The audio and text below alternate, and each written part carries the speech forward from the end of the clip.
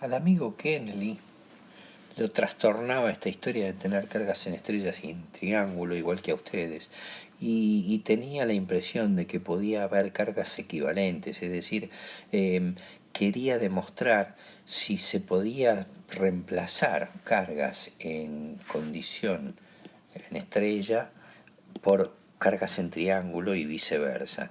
Entonces se puso a analizar qué era necesario para que esas cargas fuesen iguales.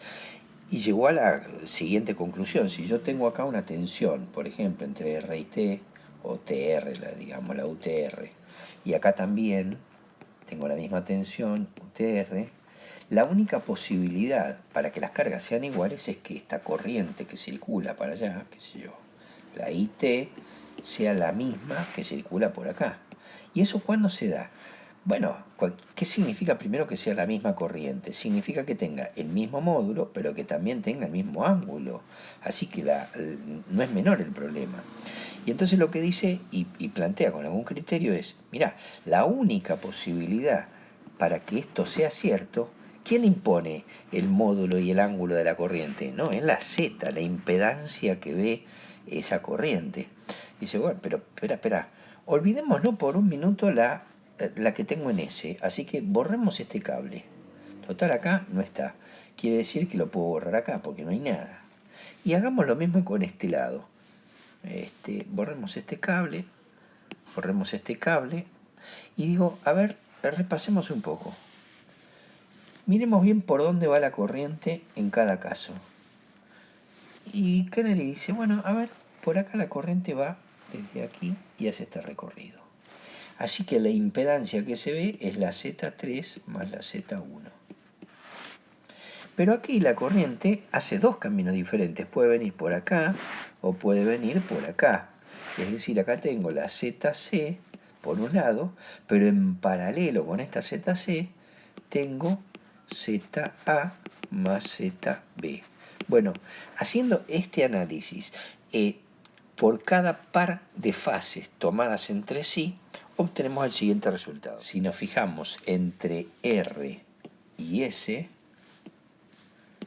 decimos que la impedancia Z1 y Z2 sumadas tiene que ser lo mismo que ZA en paralelo con ZB y ZC.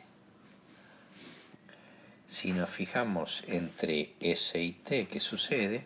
Vamos a ver que entre S y T voy a tener un recorrido de impedancias que estará aquí, Z2 más Z3, y otro recorrido que podría ser por ejemplo, la corriente por acá y también el otro camino por acá, es decir, ZB en paralelo con ZC más ZA.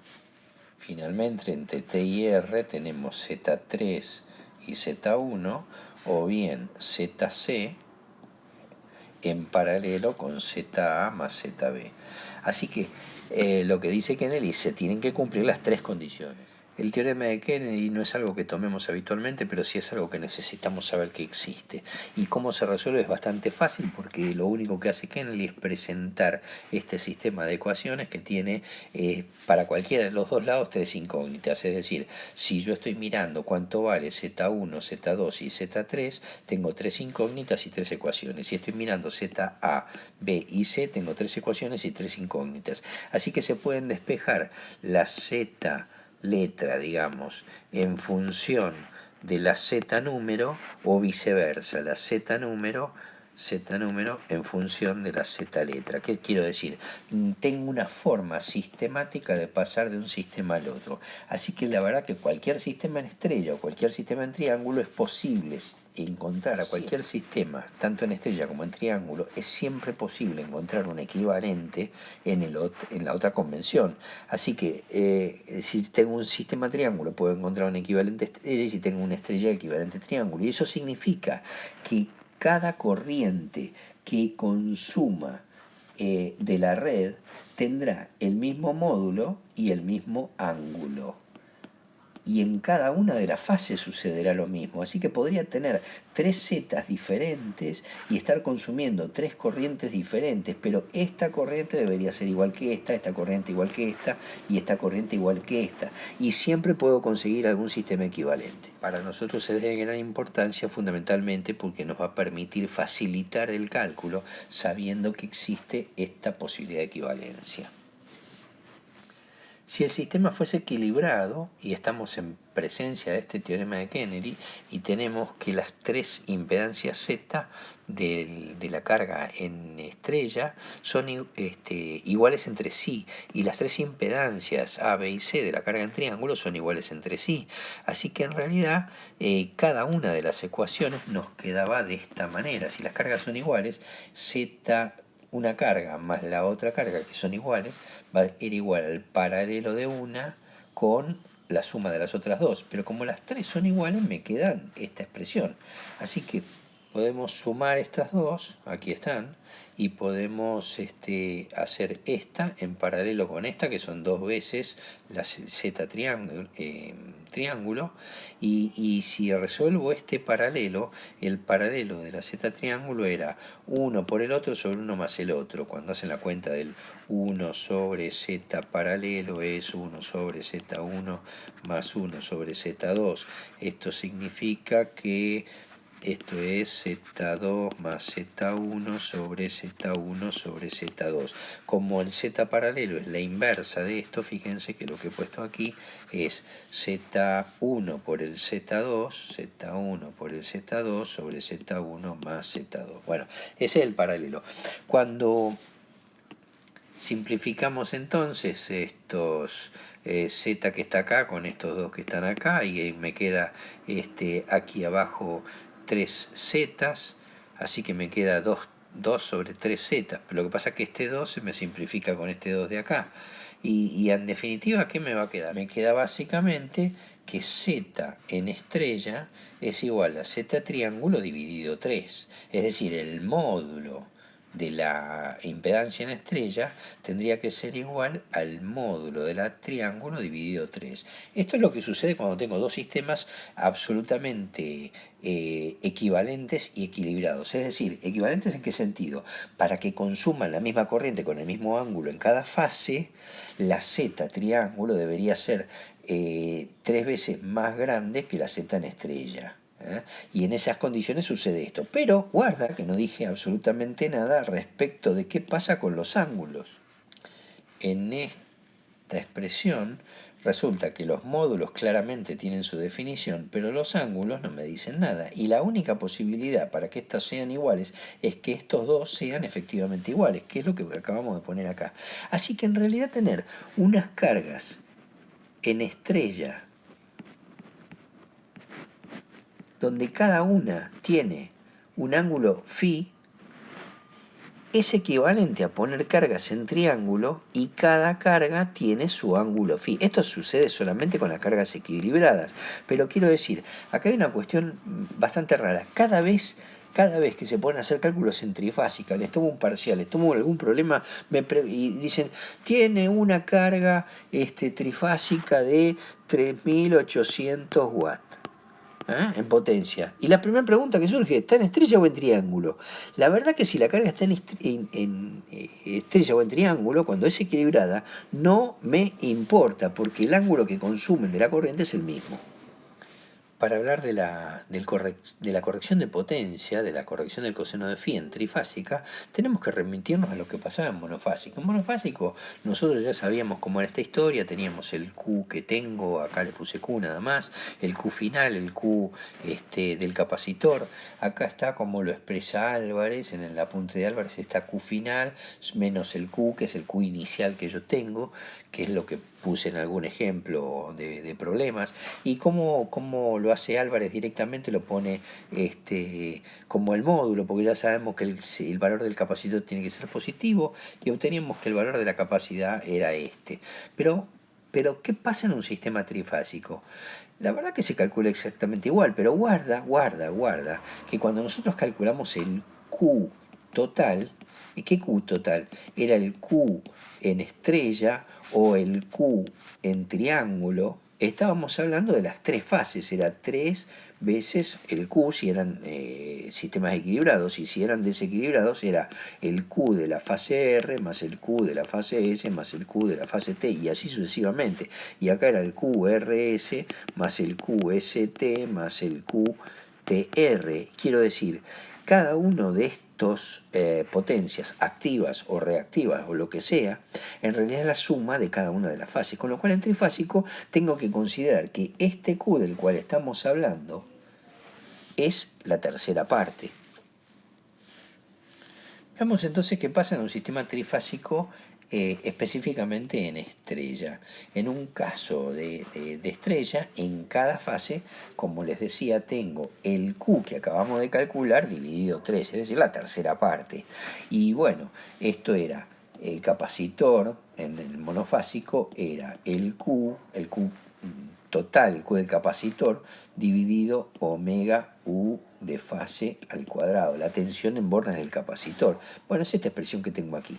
Así que este es el P por tangente del phi menos el tangente del phi que tengo, qué sé yo, dividido 3 veces omega U de fase al cuadrado. El punto es, ¿cuál es la U de fase? Estamos en un sistema en estrella, así que la tensión de fase acá serían los 220 y acá tengo los 380, es decir, la tensión de fase, la U de fase es esta, es decir, que la U de fase es 380 sobre raíz de 3. Moraleja, es la U de línea dividido raíz de 3. Bueno, es lo que acabamos de poner acá. La U de fase, la U de línea dividido raíz de 3. Y entonces la tensión que voy a poner aquí, en este punto, que es esta o el cuadrado, me queda U de línea cuadrado dividido 3. Reemplazando convenientemente esto que está aquí, aquí adentro, vamos a obtener que el capacitor que voy a colocar en cada fase,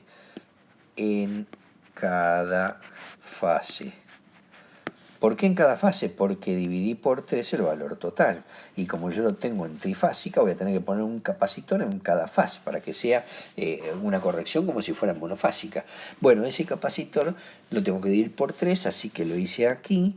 Y cuando reemplazo por el valor de la tensión que tiene en bornes el capacitor, me va a dar esta expresión. Comparemos ahora qué pasa con una carga en triángulo. Para la carga en triángulo, otra vez tengo que remitirme a qué pasa en cada fase. Y esta expresión es igual que la anterior, es decir, es el Q que tenía, que había calculado como total dividido 3, porque es en cada fase, sobre omega y la tensión de fase. Pero ¿qué pasa ahora al estar en un sistema en triángulo?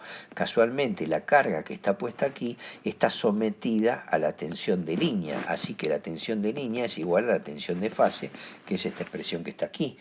Y entonces acá me va a quedar el P por tangente del phi que tengo menos el phi final, qué sé yo, y abajo el 3 este que está aquí pasa aquí abajo, y el omega U de línea cuadrado resulta que ahora no tengo que reemplazar por nada, porque esta U de línea es igual que la U de fase.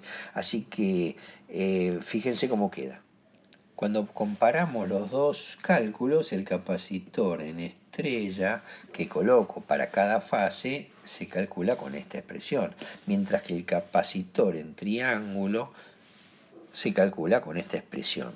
Cuando los comparo, para ver cómo funciona esto, digo, a ver, ¿qué pasó? Espérate, en triángulo me está quedando que es el capacitor, fíjense, en triángulo me queda que es el capacitor en estrella dividido 3, es casi lo mismo, es el capacitor en estrella dividido 3.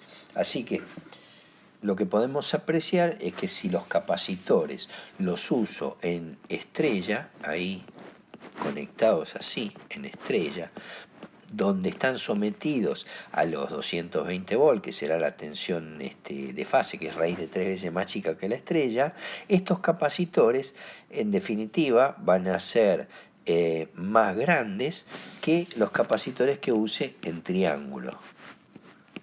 En triángulo, para corregir el factor de potencia, me queda que los capacitores en triángulo van a ser menores que los capacitores en estrella. Esto es debido a que la tensión disponible en triángulo es más grande que la disponible en estrella. Así que nada, son condiciones. A la hora de comprar o de compensar, surge muchas veces la duda si lo pongo en estrella o en triángulo. La verdad que para mí es transparente, para mí que soy usuario y comprador del banco de capacitores que va a regir el factor de potencia trifásica, donde va a haber capacitores en cada fase, eh, que se colocarán en paralelo, por supuesto, en la red, igual que hicimos en monofásica. La verdad que para mí es transparente, porque digo, bueno, ¿qué van? ¿En paralelo o en serie? No sé. ¿Y quién lo determina? El fabricante del banco de capacitores va a decidir si pone bancos en paralelo o si los pone, perdón, si pone bancos en estrella o en triángulo. ¿Y por qué lo va a decidir? ¿Y en función de qué? Y en función del precio. Al final la ingeniería es precio. Es decir, si en el mercado en este momento los capacitores de 380 volt resultan más baratos que los de 220, entonces lo coloco así. Y si no, al revés. Así que es una cuestión económica. Tengamos aquí una planilla de Edenor, en este caso, donde tiene dos hojas. Vamos a analizar un poco estas dos hojas para ver qué pasa. Esta planilla que está acá es de un tal Lucio Andrés, este es mi cuñado, que vive en Del Viso, así que tiene una casa quinta, allí es donde vive, y fueron a hacer esto, a notificar la medición del factor de potencia. Bueno, se ve bastante mal porque es una fotocopia bastante ridícula, pero en algún momento empiezan a leer, dice el contrato de concesión, prevé que el anexo 2, bla, bla, bla, la medición del factor de potencia, es decir, coseno de phi. Por la presente le informamos que la medición efectuada en su instalación de consumo de energía reactiva, el valor medido es de 0,67, es inferior al normal, 0,85. Lo habíamos hablado de esto, habíamos pasado por esto en algún momento. En aplicación del citado contrato de concesión, usted tiene 60 días para corregir dicho factor, debiendo informarnos en forma fehaciente sobre dicha corrección o los efectos de su verificación. Bueno, un susto bárbaro. Así fue como se asustó mi cuñado. Pero bueno, afortunadamente debemos aclararle que usted no está obligado a realizar la corrección o normalización. Nos pasa lo mismo que habíamos visto en monofásica. Nos dicen, ojo que lo tenés que evaluar vos, a ver si esto económicamente es viable o no. Y no obstante dicho factor de potencia, si hubiese corregido, bla, bla, bla, dice que no está facturada a aplicar un 10% si el factor de potencia está comprendido entre 0,85 y 0,75, o un 20% si el factor de potencia es menor a 0,75. Es exactamente igual que en monofásica. Dice que si se opta por la corrección mediante la colocación de factores de potencia, capacitores, deberá notificarnos fehacientemente tal circunstancia, bla, bla, bla. Y entonces Edenor le recuerda, analice la correcta distribución de sus fases de los artefactos eléctricos. ¿Qué quiere decir esto de analice la correcta distribución de sus fases? Bueno, la verdad es que cuando tengo una línea trifásica, tengo por ejemplo R, S, T y neutro, lo que me puede pasar es que tengo una máquina que tenga así, R, S y T. Pero también me puede pasar que alguien esté consumiendo entre la fase S, por ejemplo, en el gerente de la fábrica dice, ¿saben qué? Yo quiero conectar mi computadora, pero mi computadora es de 220. Así que no, entre acá y acá no, entre acá y acá, entre el neutro y alguna de estas, por ejemplo, la fase S, voy a conectar la computadora. En ese momento, si yo me ajusto al teorema de Kennedy y al teorema de qué sé yo, la verdad que tengo una carga trifásica ahí entre la fase, digamos, S y el neutro. Fíjense que yo tengo la fase, esto es R, esta es S y este es el neutro. Desde acá hasta acá, es decir, en este recorrido, ahí, tengo 220 volts. Y entonces el gerente dice, ¿saben qué? Aprovechemos estos 220 volts y pongamos mi PC acá. Y en ese mismísimo instante, estas dos impedancias quedan en paralelo y el sistema que era equilibrado me quedó desequilibrado, porque yo este motor que tengo es equilibrado y al conectar otra carga en paralelo convertí a todo mi sistema en un sistema desequilibrado. Que el sistema esté desequilibrado no tiene nada que ver con la corrección de factor de potencia, son cosas diferentes. Puede estar desequilibrado y tener un factor de potencia bárbaro, porque tengo tres resistencias de distintos valores, el sistema está desequilibrado y el factor de potencia es inmejorable. Así que, ojo que son cosas distintas. Pero me dicen, mira, es conveniente y es productivo que vos tengas una distribución correcta entre cada fase para que la corriente por el neutro sea la más baja posible, que no tiene nada que ver con el factor de potencia. Verifique después el otro punto, que el capacitor se desconecte simultáneamente con el artefacto eléctrico sobre el cual está conectado. ¿Y esto a qué se debe? Volvamos a monofásica. Supongamos que yo tengo monofásica.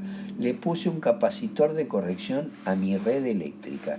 Y acá tengo una heladera y acá tengo un lavarropas. Y yo los corregí y están fenómenos. Pero resulta que apago el lavarropas, termina el lavarropas de andar. Y una vez que apagué el lavarropas, descubro que el capacitor que utilicé acá para corregir es más grande que esta potencia reactiva. ¿Cómo? Claro, recuerden cómo era esta historia. Tengo, tengo P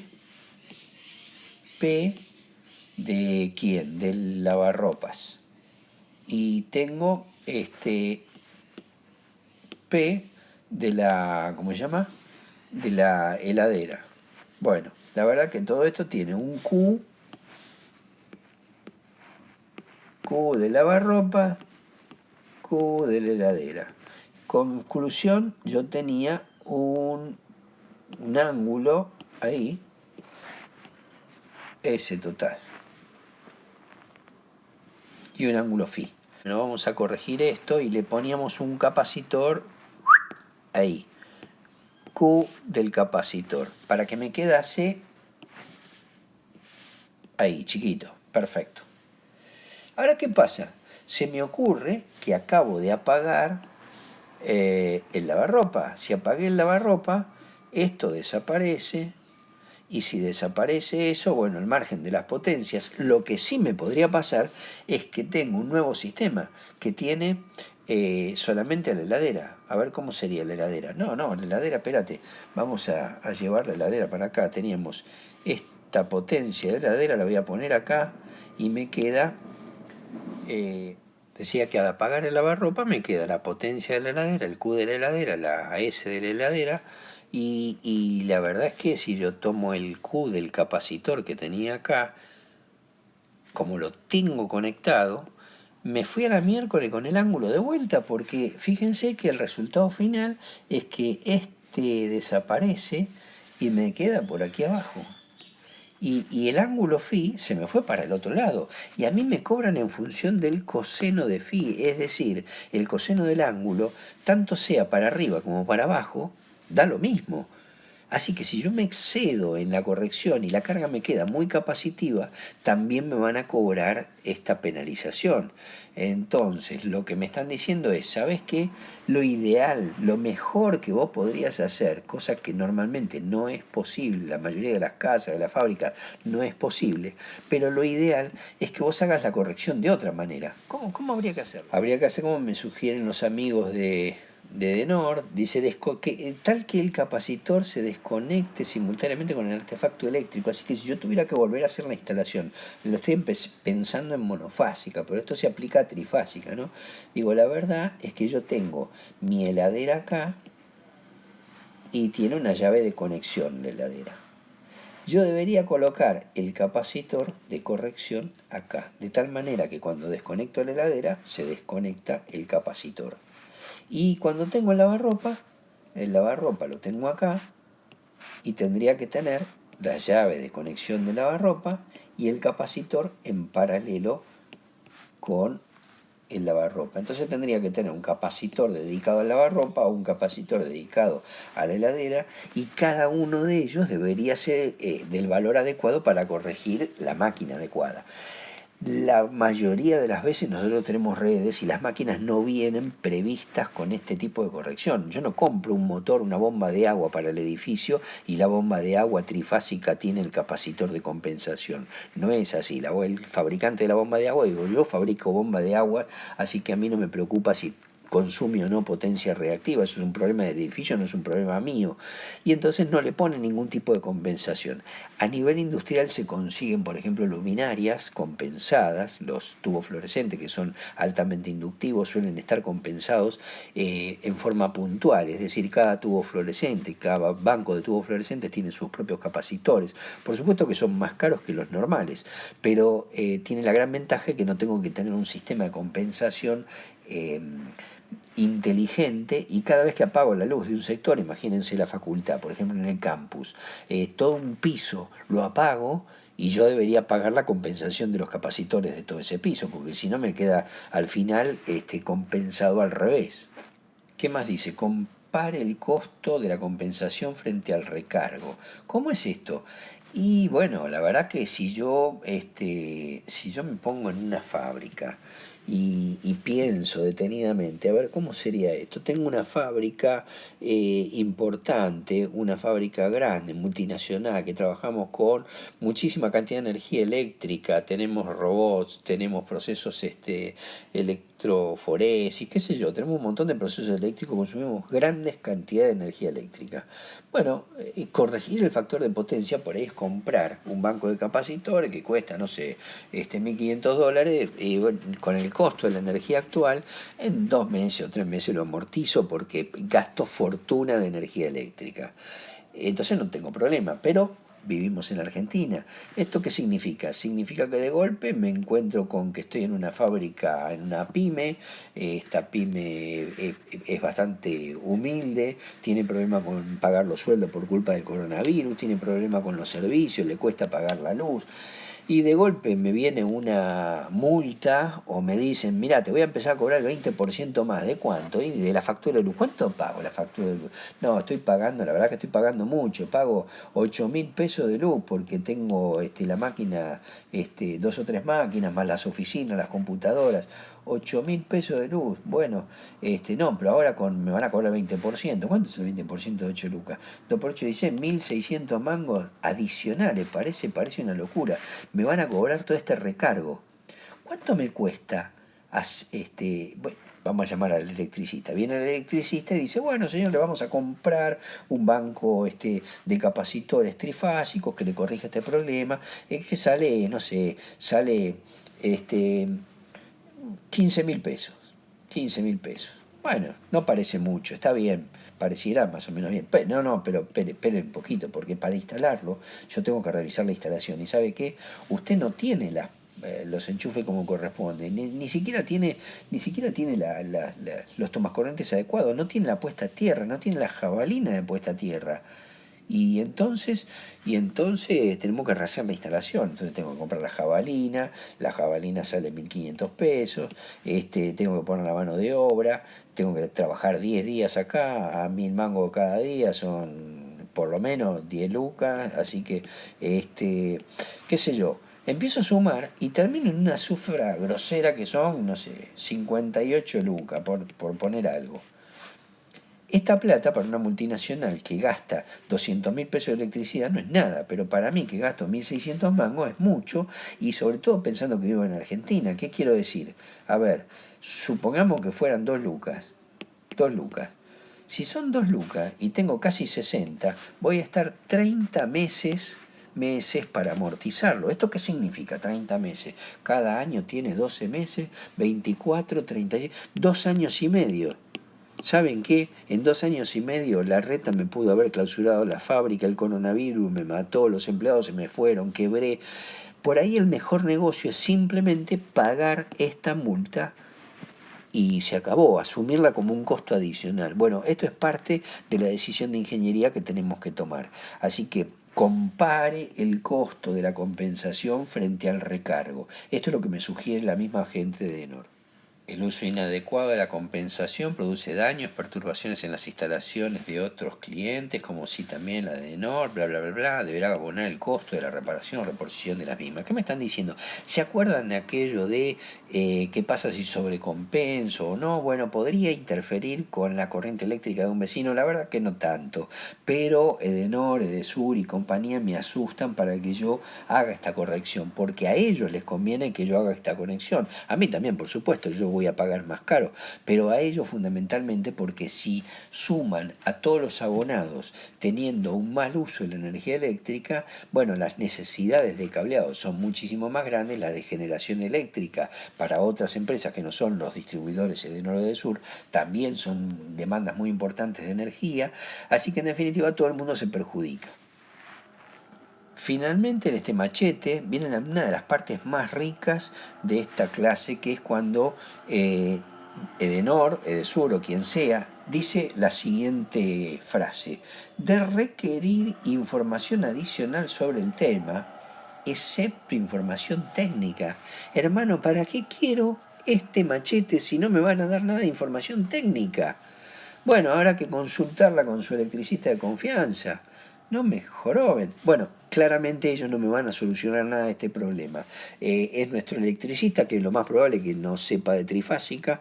El electricista de confianza es un electricista de monofásica y no tiene la menor idea de la corrección del factor de potencia. Así que generalmente hay que ir a las casas de electricidad que sepan de esto, pedir un electricista matriculado que sepa resolver el problema y obviamente nosotros deberíamos saber de qué estamos hablando con el electricista. Cuando venga el electricista y pregunte, bueno, jefe, ¿y usted acá tiene trifásica, monofásica? ¿Qué tiene? Ah, no sé, yo soy ingeniero industrial. No le podemos decir eso. ¿Estamos de acuerdo? Esta materia sirve para justamente poder hablar, interfacear con la gente que tiene que corregir los problemas. Finalmente, después de verificar esto, miren, en la fecha, en el año 2002 fue esto, luego de verificar esto, la gente de Enor se pone en el palo que está en la puerta de la calle, ahí de mi cuñado, de la casa de mi cuñado en Derviso, y dice, ¿qué tiene? ¿Un medidor trifásico o monofásico? No, no, tiene un medidor trifásico, no tiene monofásico. Este es el estado del medidor. Y acá me dicen que van a medir con una pinza cofimétrica, es decir, una pinza que es capaz de medir el coseno de phi, así se llama la pinza cofimétrica. Y entonces se sientan allí, se ponen, abren, destripan el medidor trifásico y dicen, a ver, revisemos un poquito, ¿qué tiene este tipo? Mirá, tiene, acá me equivoqué, fase 1, fase 2, fase 3, pero lo taché porque me equivoqué y puse fase 1 y fase 2 y en la fase 3 nada.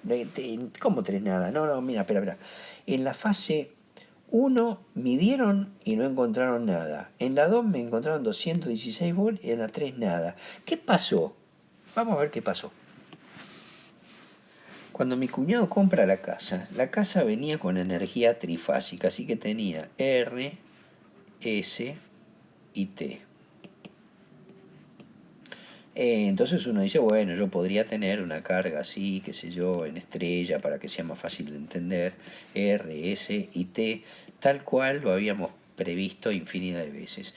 Y la promesa que se hace generalmente en las casas quinta y demás es, mira, te coloco la trifásica que te sale más barata la energía, además de más barata la energía, porque es de tipo mayorista, vos vas a tener disponible las tres fases por si alguna vez te cortan la luz, que es bastante común y frecuencia que alguna fase falle, y vos te colgás con lo que sea monofásico aquí, es decir, aquí tengo 220 volts, pero de golpe tenés una pileta de natación y le pones una bomba trifásica que tenga 380 volts, y entonces va a ser una bomba más diminuta, más chiquita, de mejor potencia, vas a tener una cortadora de pasto de 380 y vas a poner un montón de cosas, y entonces vas... Finalmente, cuando él compra la propiedad, ya tenía los 380 volts. Pero ¿cuál es la realidad? La realidad es que la pileta de natación terminó en una pelopincho grande, de esas piletas de plástico grande para los pibes, así que no necesita una gran cantidad de bombas, y la bomba que se compró es una bomba de 220 volts. La bomba que está en el pozo para extraer el agua y subirla al tanque es una bomba de 220 volts. La heladera es de 220 volts, la cortadora de pasto es de 220 220 volts, la iluminación es de 220 volts. Y entonces, tiene una casa normal como cualquiera de nosotros de 220 volts. ¿Qué fue pasando con el tiempo? Con el tiempo y los años lo que fue pasando es que todo esto fue desapareciendo. Una vez se quemó un fusible por acá y entonces como se quemó el fusible sacaron este cable o directamente la conexión y se acabó. Y otra vez se quemó este otro fusible y sacaron ese otro cable. Y entonces, ¿qué pasó? Nada, mi cuñado quedó conectado ahí, a 220 volts. Y las otras dos fases, es decir, esto es el neutro, la fase T quedó conectada a la nada y la fase S quedó conectada a la nada. Así es como esta gente mide en una fase 0 volt, en otra fase 0 volt y después en una que sí funciona 216. Dice, bueno, en este momento que están midiendo, fíjense, en este momento que estamos midiendo 15 amperes. El medidor me dice cuánto vale la potencia activa, 2,23 watts. Acá tenemos el coseno de Phi, 0,69, que lo midió la pinza cofimétrica. Y entonces calculamos, o lo mide la pinza también, la potencia reactiva, 2,34. Si tengo P y tengo el coseno de Phi, significa que tengo S y tengo Q, tengo todo, así que lo puedo calcular. Fíjense que cómo hacen ellos. Ellos toman una medición a las 11:10, 11:11, 11:12, 11:13, 11, y así cada 3 minutos, pasando una por cada minuto, hacen una cantidad de mediciones. ¿Por qué hacen eso? Por lo mismo que en física nos enseñaron a hacer una cantidad de mediciones para sacar un promedio, un valor. Así es como se toman la molestia de tomar 5 mediciones diferentes, que lo único que cambia es el tiempo. Si arrancamos esta que arrancó I10, esta I13, 16, 19, 22, cada 3 minutos estuvieron midiendo en dónde, en la única fase que tenía tensión, porque descartaron la 1 y la 3 y dejaron siempre la fase 2.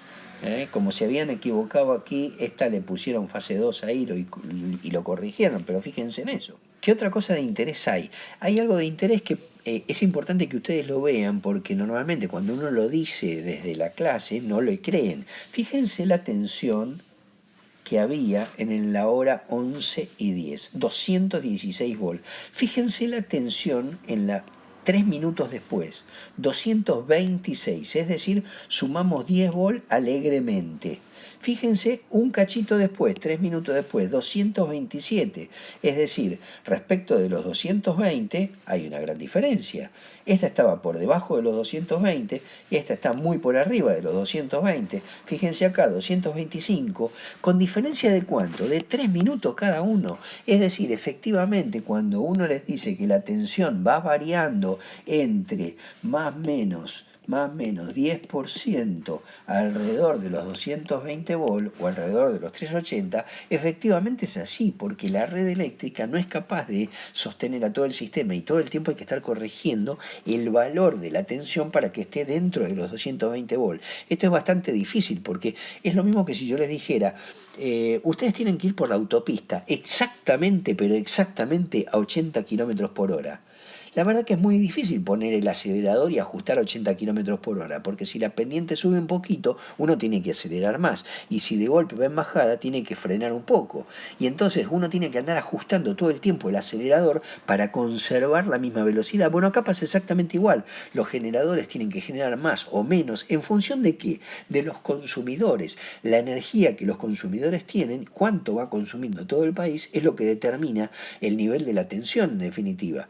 Así que si de noche se empiezan a prender todas las luces, de golpe los generadores tienen que generar más. Si de golpe hace calor y hay muchos aire acondicionados prendidos, los generadores tienen que generar más. Y en ese transitorio, mientras suceden estos balances entre la energía que yo consumo y la energía que estoy generando, aparecen estas diferencias de tensión que son difíciles de soslayar. En todos los casos, están midiendo la corriente. Fíjense que también hay grandes cambios en la corriente. Y uno dice, ¿cómo puede ser? Si era la misma casa. No, bueno, pero era la misma casa, ¿en qué condiciones? Mi cuñado estaba cortando el pasto, así que teníamos 15 amperes de consumo en ese momento. Ve que se acercan dos tipos al medidor en la puerta de la calle y el tipo corta la cortadora de pasto. Y entonces después habla con los tipos le dicen algo, qué sé yo, mientras eso sucede, vaya a saber qué pasa. 3 minutos después, es capaz que prendió la bomba de agua automáticamente, o el lavarropas, y finalmente, en algún momento, 6 minutos después, por ahí cortó el ciclo del lavarropa, y de golpe cortó la cortadora de pasto también. Así que la corriente que consume es realmente una cosa que cambia todo el tiempo. Bueno, el medidor mide más rápido o menos rápido como si fuera un taxímetro, lo recuerdan de monofásica. ¿Cuál es el objetivo? Y justamente medir la potencia, es decir, U por I por el coseno de phi. A cada paso de la medición va cambiando la potencia activa en función de la corriente y de la tensión, va cambiando el coseno de phi también, porque va cambiando el ángulo y va cambiando la potencia reactiva. ¿Por qué cambia el coseno de phi de 0,69 a 0,68 o a 0,65? Y de golpe porque desde acá hasta acá se fue alguna máquina que era muy inductiva y entonces mejoró. Y fíjense acá, 0,75, ¿qué pasó? Y por ahí se desconectó otra máquina que era muy inductiva y quedó otra cosa. En definitiva, todo esto que estamos explicando tiene que ver con algo que se aplica en la práctica. De verdad se aplica en la práctica, no es algo teórico. Fijémonos cómo resuelven el problema. Agarran la columna de la potencia activa y simplemente la suman. Agarran la columna de la potencia reactiva y simplemente la suman. Entonces están haciendo la sumatoria de las potencias activas al cuadrado y la sumatoria de las potencias activas acá. ¿Se acuerdan de esta fórmula? La vimos hace 2 minutos. ¿Esto qué es? El factor de potencia. Y dice que es 0,67, que es bastante malo. Y entonces le dicen, bueno, hermano, vos tenés que corregir esto. Aquí se observa claramente que dice que el cliente presenció la medición. También se observa claramente que no quiso recibir la notificación, no firmó. Y dice, bueno, las fases 1 y 3 sin tensión, falta precinto o algo así.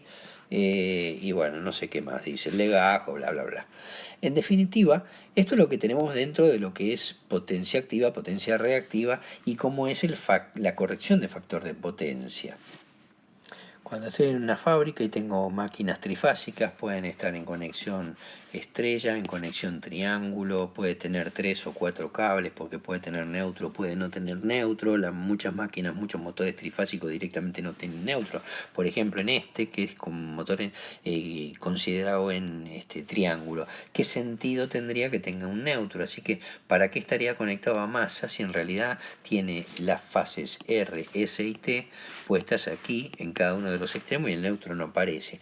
Así que estas cosas funcionan y funcionan exactamente igual y no hace falta que tengan todos los cables posibles. Y la pregunta del millón suele ser, che, ¿y los capacitores los pongo en estrella o en triángulo? Y qué sé yo, ya sabemos cómo calcularlo, la pregunta es cómo los pongo.